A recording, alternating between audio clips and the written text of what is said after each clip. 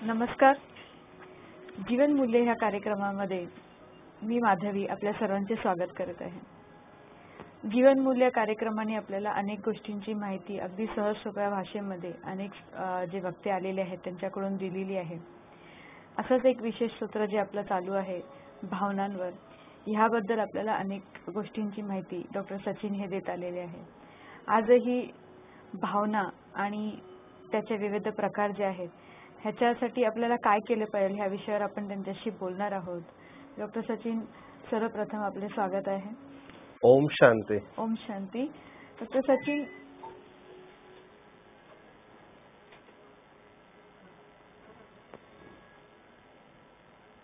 आपण भावनांबद्दल जेव्हा सर्वसाधारणतः सांगितलं की भावना ज्या आहेत सकारात्मक नकारात्मक भावनांबद्दल विविध गोष्टी तुम्ही सांगितल्या, परंतु आजचं युग जे आहे ते कुठेतरी बुद्धीने चालतं असं तुम्हाला वाटत नाही का?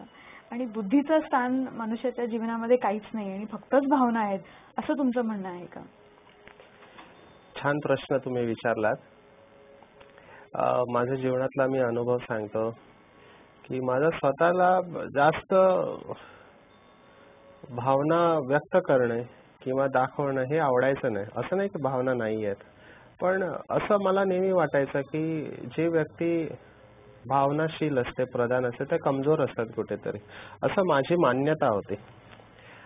पण हळूहळू जसं आयुष्यामध्ये पुढे येत गेलो, अनुभव वाढत गेला, पेशंट्स पाहिले, तर कळलं की भावना महत्वाच्या आहेत, ज्या आपल्याला जसं आपण पुन्हा पुन्हा बघतो यांत्रिक मानवापासून वेगळं करतात की आपल्यामध्ये भावना आहे. आणि भावना निसर्गाने मनुष्याला दिलेले फार मोठी देणगी आहे. पण जसं तुम्ही आता म्हणालात की फक्त भावना असतील आणि त्या भावनेला विवेकाची जोड नसेल तर त्या भावना नुकसान करू शकतात. आपण भरपूर वेळा बघतो जेव्हा टीव्हीवर, दूरदर्शनवर एखादी सिरियल किंवा एखादा चित्रपट चालू असेल, तर मी भरपूर लोकांना बघितलंय की त्या चित्रपटामध्ये ज्या काही भावनांना हात घातलेला असतो दिग्दर्शकाने, त्या भावनेबरोबर लोक वाहून जातात आणि रडतात. भरपूर लोकांना मी बघितलंय. तो चित्रपट आहे, पण त्या चित्रपटाला पण आपण साक्षी होऊन बघू शकत नाही, त्याच्यामध्ये ते वाहून जातात आणि भरपूर दिवस त्यांची ती अवस्था असते. आणखीन मी सांगेन एक उदाहरण. तुम्हाला माहिती असेल की भारत हा क्रिकेटची पंढरी आहे. आता क्रिकेट हा खेळ आहे आणि खेळाला खेळ समजून आपण पाहिलं पाहिजे. पण जी भावनावाले लोक असतात, भारत आणि पाकिस्तानची मॅच आहे, फायनल मॅच आहे, शेवटची ओव्हर आहे, 6 बॉल आहेत आणि 6 रन पाहिजे असतील किंवा 1 किंवा 2 बॉल आहेत आणि 2 किंवा 1 रन पाहिजे असेल, त्यावेळेला आम्ही बघतो की दुसऱ्या दिवशी वर्तमानपत्रामध्ये बातमी असते की 2 लोकांना भारतमध्ये आणि 2 लोकांना पाकिस्तानमध्ये हार्ट अटॅक आलेला आहे. त्या भावनांवर नियंत्रण ठेवणं कठीण जातं. त्यामुळे भावना खूप चांगल्या आहेत. इट शुड बी देअर, सकारात्मक भावना. पण जर तुम्ही त्या भावनांवर नियंत्रण नाही ठेवलं तर त्या भावना तुम्हाला नुकसान देऊ शकतात, दुसऱ्यांना पण नुकसान देऊ शकतात. तर इथे बुद्धीचा फार मोठा रोल आहे आणि आयडियली भावना आणि विवेक यांचं संतुलन असणं फार आवश्यक आहे. ह्याला सायन्सने सांगितलंय की आपल्या मेंदूमध्ये 2 मेंदू असतात, एक लेफ्ट ब्रेन आणि एक राईट ब्रेन, किंवा एक डावा मेंदू आणि उजवा मेंदू, ज्याला आम्ही लेफ्ट हेमिस्फिअर आणि राईट हेमिस्फिअर म्हणतो. तो जो डावा मेंदू असतो त्याला आम्ही तर्कवाला मेंदू म्हणतो, तर्क किंवा रॅशनल, बुद्धिप्रधान मेंदू. आणि उजवा मेंदू जो आहे जो भावना प्रधान मेंदू आहे, किंवा ज्याच्यामध्ये कल्पकता, चित्र, गाणी, आर्टिस्टिक असा जो मेंदू आहे. आता तुम्ही म्हणाल की कोणता मेंदू महत्वाचा आहे, तर उजवा मेंदू जर भावना आहे तर डावा मेंदू हा बुद्धी आहे, तर्क आहे. तर कोणता मेंदू आवश्यक आहे, तर दोन्ही मेंदूंची आवश्यकता आहे. जिथे भावना आहे तिथे भावना वापरली पाहिजे आणि जिथे तर्क आहे तिथे तर्काने चाललं पाहिजे. दोघांनी हातात हात घालून पुढे जायचं आहे. आणि जेव्हा आपण या दोघांमध्ये संतुलन साधणं शिकतो तेव्हा खरं आयुष्याची मजा आपण घ्यायला लागतो. आणि तुम्हाला वाटेल ही गोष्ट आम्ही मॅनेजमेंट वाल्यांना देखील सांगतो. जेव्हा पण तुम्हाला मॅनेजमेंट मध्ये जायचं असेल, तर मॅनेजमेंट असेल तुमच्याकडे, यू आर ऍडमिनिस्ट्रेटर किंवा तुमच्या, तर तुम्हाला लेफ्ट ब्रेन वापरला पाहिजे. आणि जेव्हा तुम्हाला लोकांना मोटिवेट करायचं असेल, प्रेरणा द्यायची असेल, तुम्ही राईट ब्रेन वापर करा. त्यामुळे भावनेचा वापर कुठे करायचा आणि तर्काचा वापर कुठे करायचा, ही परखण्याची शक्ती तुमच्यामध्ये असली पाहिजे. आणि ही परखण्याची शक्ती एक अनुभवाने येते. आणि आमचा असा अनुभव आहे की जे योग मेडिटेशनचा अभ्यास करतात किंवा निरंतर ध्यान करतात, त्यांच्यामध्ये ही सहज नॅचरली येते. आणि या दोन्ही गोष्टींचा ते बरोबर वापर करतात. आणि they are fluctuating, right brain आणि लेफ्ट ब्रेन.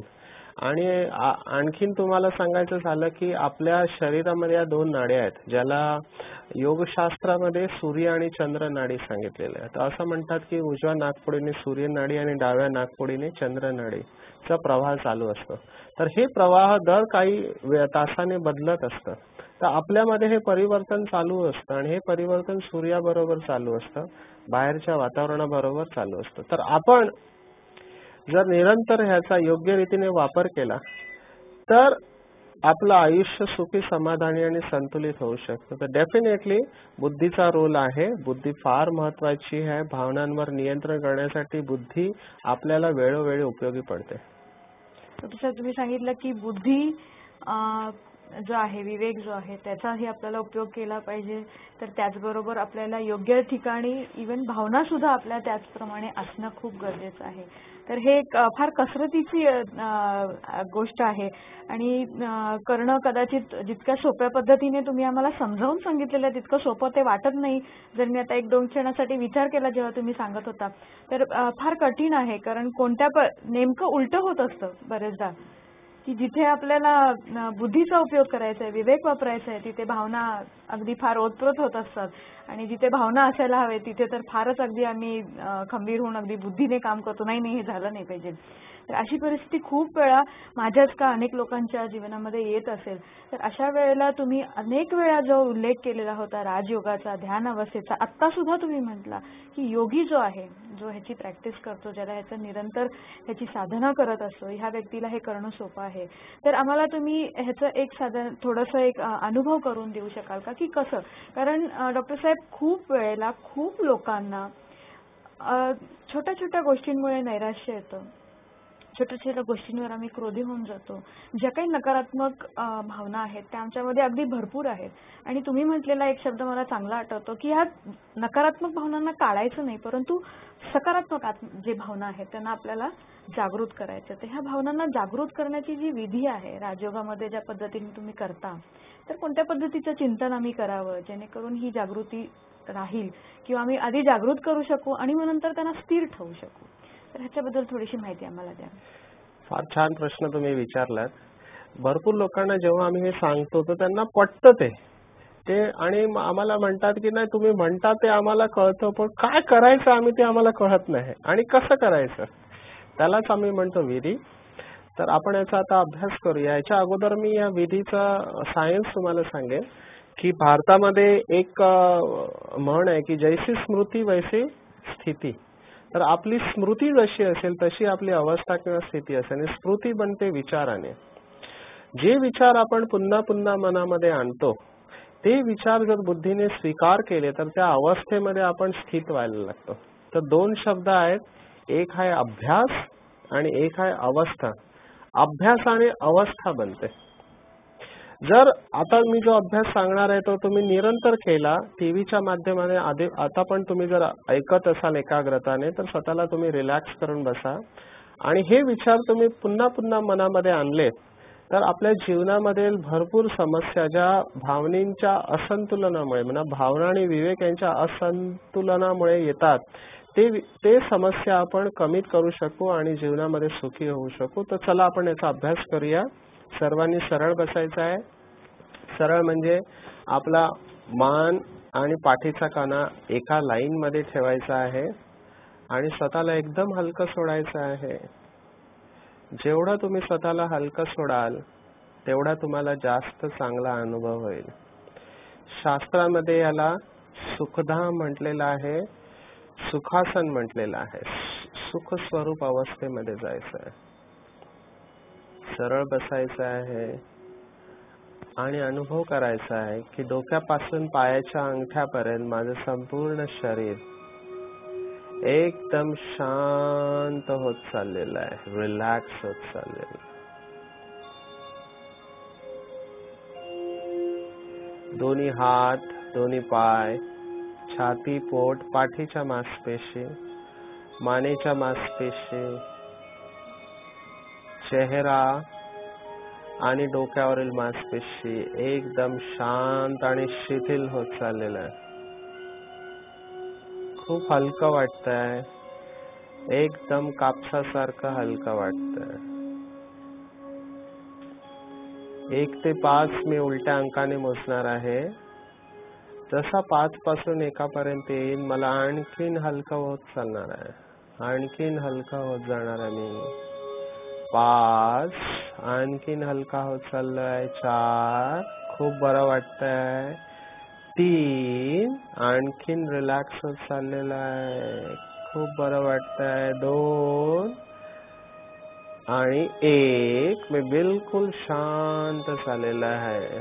आपलं ध्यान 2 डोळ्यांच्या मध्ये न्यायचं आहे आणि अनुभव करायचा आहे की 2 डोळ्यांच्या मध्ये एक सुंदर चमकता हुआ सितारा, दिव्य प्रकाश स्वतःला अनुभव करायचा आहे की एक शरीर आहे, हे शरीर एक मंदिर आहे आणि ह्याच्यामध्ये एक सुंदर प्रकाश 2 डोळ्यांच्या मध्ये निवास करत आहे.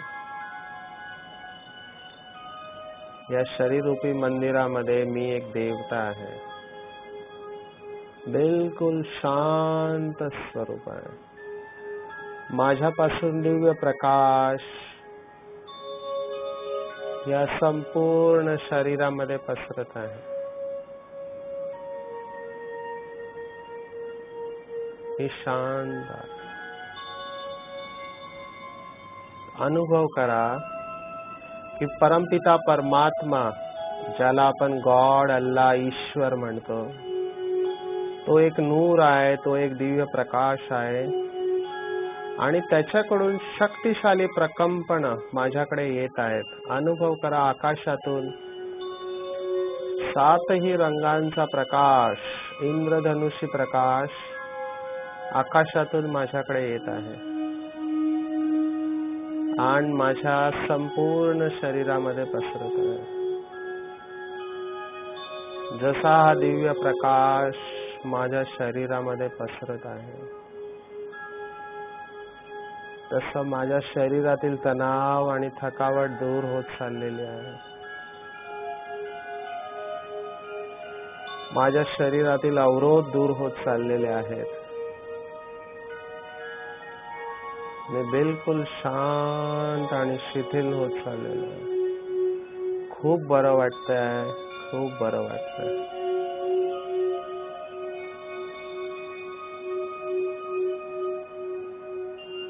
मी अनुभव करत आहे की शांती माझा स्वधर्म आहे. शांतीचे सागर, परमपिता परमात्म्याचे मी संतान, शांत स्वरूप आहे.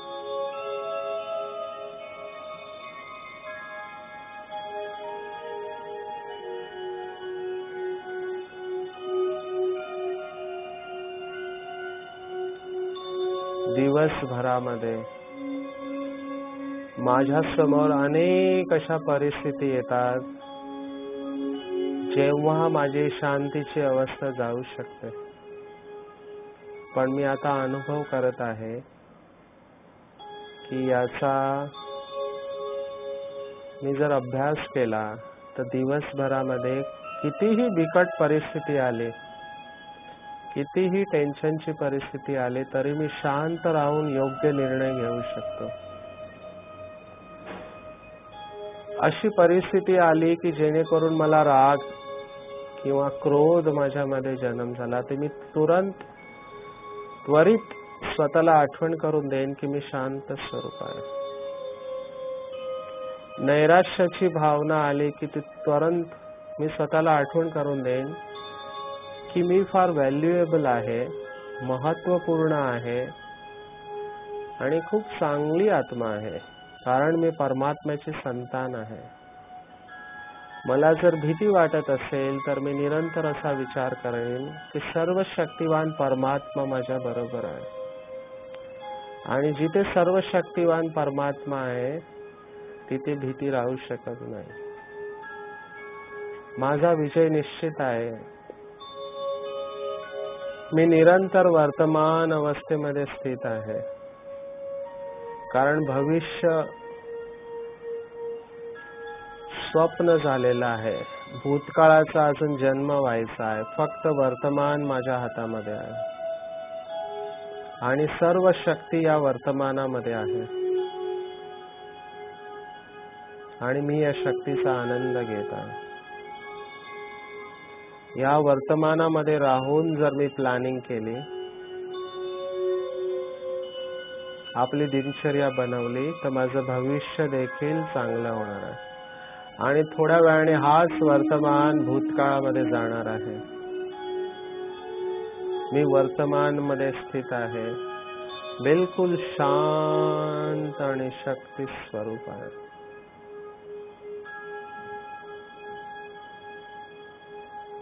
माझ्यातील चिंता हळूहळू कमी होत चाललेली आहे. माझ्यातील भीती हळूहळू कमी होत चाललेली आहे.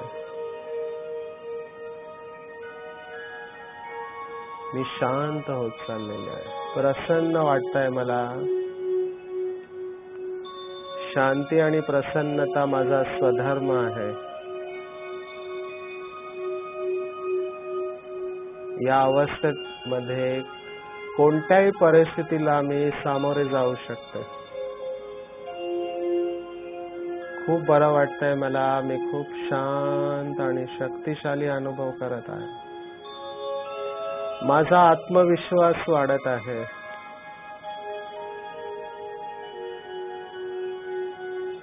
भूतकाळामधील ज्या काही घटना माझ्या आयुष्यामध्ये घडल्या, ज्याच्यामुळे मला दुःखाचा अनुभव झाला, ज्या व्यक्तींपासून मला त्रास झाला, त्या सर्वांना मी क्षमा करत आहे.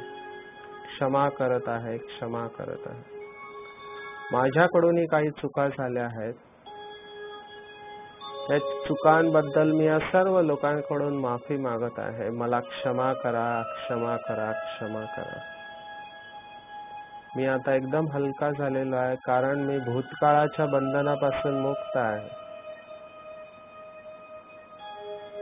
माझं भविष्य फार सुंदर आहे, कारण माझा वर्तमान सुंदर आहे. मी बिलकुल शांत आणि रिलॅक्स अनुभव करत आहे.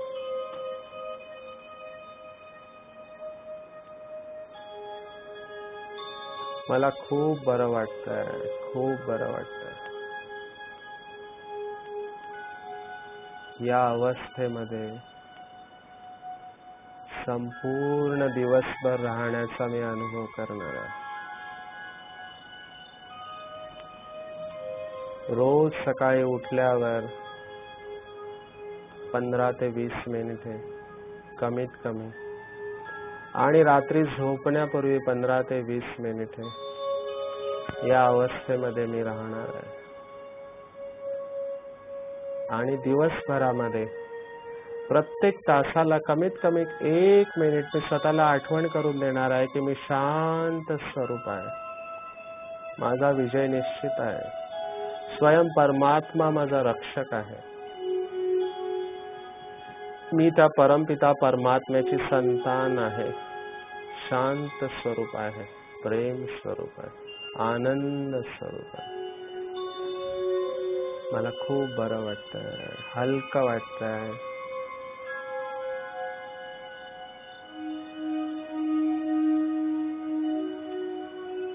हळूहळू जर तुमचे डोळे बंद झाले असतील तर डोळे उघडायचे आहेत. हातापायाची बोटं हलवायची आहेत आणि पूर्ववत अवस्थेत यायचं आहे. Come back to the original stage. आणि अनुभव करायचा मी बिलकुल शांत आहे, स्वस्थ आहे. अशा प्रकारे जर आपण अभ्यास केला तर तुम्ही अनुभव कराल की तुम्हाला बोलायची पण इच्छा होत नाही. कारण ज्या वेळेला आत्मा आपल्या स्वधर्मामध्ये स्थित होते तो अनुभव इतका दिव्य असतो की त्या अवस्थेमध्ये नकारात्मक भावना येणं असंभव आहे. आणि बिंग अ डॉक्टर असल्यामुळे आणि या विषयांवर संशोधन केलेलं असल्यामुळे मी सगळ्यांना सांगेन की या ईटीव्हीच्या माध्यमाने तुम्ही याचा अनुभव केला, पण याच्या आणखीन खोलामध्ये जाऊन हे रहस्य जाणून घ्या की कसं आपण स्वतःचे मालिक बनू शकतो, स्वतःच्या शक्ती कशा जागृत करू शकतो. 16 वर्षांमध्ये विविध कॉलेज, शाळा, युनिव्हर्सिटी, ऑफिसमध्ये गेल्यावर मला आता हे कळून आलेलं आहे की मेडिटेशनला पर्याय नाहीये. जर तुम्ही राजयोगाचा अभ्यास केला तर मला पूर्ण आत्मविश्वास आहे, गॅरंटी बरोबर मी सांगू शकतो, तुमची सवयी बदलतील. ज्या निगेटिव्ह सवयी आहेत त्या जातील आणि चांगल्या सवयी आपल्याला लागतील. आणि जसं आपलं आयुष्य बदललं तर आपल्या घरातील लोकांवर त्याचा प्रभाव पडतो, आपल्या ऑफिसमधील लोकांवर त्यांचा प्रभाव पडतो आणि चारी बाजूचं वातावरण एक प्रसन्न व्हायला लागतं. आणि ह्या सृष्टीवर विश्वर स्वर्ग यायला वेळ नाही लागणार आहे. स्वर्ग म्हणजे ज्याच्यामध्ये सर्व आत्मे निरंतर सकारात्मक व्हायब्रेशन पसरवत आहे. तर चला तर आपण अशा दुनियेकडे चालूया. खूप सुंदर अनुभव तुम्ही आम्हाला काही एक 5-10 मिनिटांमध्ये करवला. एक सुंदर यात्रा होती. अगदी तुम्ही जे अचूक म्हटला की बोलायची इच्छा होत नाही, मलाही तुम्हाला त्यावेळेस प्रश्न विचारायचा होता परंतु बोलायची इच्छा झाली नाही, अगदी शब्द फुटतही नव्हते. आणि दर्शक मला असं वाटतं की नक्की तुम्हीही हा अनुभव केला असणार आहे. तर ह्या मागील 5-6 सत्रांमध्ये जिथे आपण भावनांबद्दल, बुद्धीबद्दल विचार केला, काही महत्त्वपूर्ण मार्गदर्शन घेतलं, तर आपल्या लक्षात येतं की ह्या ज्या काही नकारात्मक भावना आपल्यामध्ये आहे ह्यांना आपल्या काढत बसण्यामध्ये कष्ट करण्यापेक्षा ह्या ज्या सकारात्मक ऊर्जा आहेत किंवा या भावना आहेत आपल्यामध्ये ह्यांना आपण ह्या राजयोगाच्या विधीद्वारे जागृत करून आणि आपल्या जीवनाला सुखद बनवू शकतो. आणि ह्याच्या बाबतीतच तुम्हाला जी काही अधिक माहिती अजून हवी असेल तर तुम्ही नजीकच्या कोणत्याही ब्रह्मकुमारी सेवा केंद्राला भेट देऊ शकता किंवा आमची वेबसाईट www.bkmarathi.com ह्या वेबसाईटलाही तुम्ही भेट देऊ शकता. तर